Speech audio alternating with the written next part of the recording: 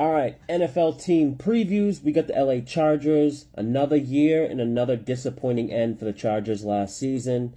At least the season ended in the playoffs, but they did blow a 27-7 halftime lead to the Jags in the wild card round.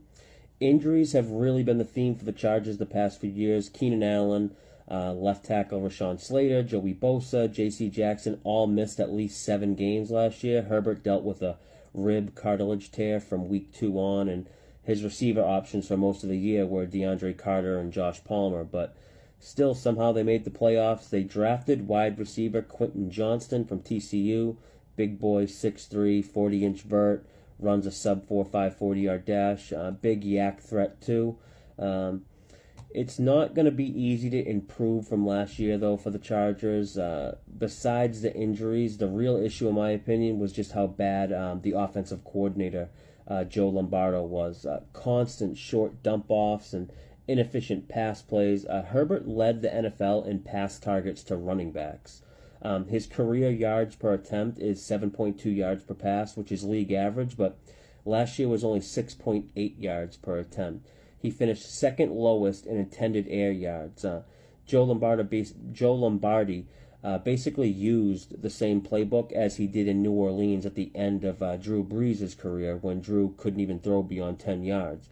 Made no sense for him to use that type of offense when you have Herbert.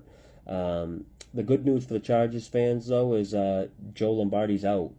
Kellen Moore is in, and what we've seen from him with the Cowboys is Dak Prescott top 10 in air yards, and he did that with a Cowboys team that had pressure from head coach and Jerry Jones to feed Zeke Elliott. Kellen Moore is going to bring an up-tempo style, very good red zone efficiency numbers. He finished 6th and 1st the last 2 years in red zone touchdown percentage. So basically, you have a quarterback, Justin Herbert, who's been severely restricted by his OC, and now you got a new OC who's been restricted by his bosses at his previous place. Now with those restrictions gone, combined with those two working together, we should see some change. Recent interview with new offensive coordinator Kellen Moore, he said how he's going to call it much different. He said, we have guys that can go deep. We're probably going to go deep more often, end quote. There's been more, aggressive and big throws in camps. Reporters covering practices noted more deeper passes over 30 and 40 yards. One reporter was quoted saying, this definitely isn't Joe Lombardi offense anymore. Herbert's healthier now. He has a new contract, so he's going to be willing to take more risks. We'll likely have a lot of INTs still, but at least we'll finally get to see him play to his strengths, more downfield throwing, and he has the wide receivers to do it now. Chargers did have one of the easier strength of schedules in 2022. They played 9 games against teams that finished with a bottom 10 record, but they went 1-6 against playoff teams.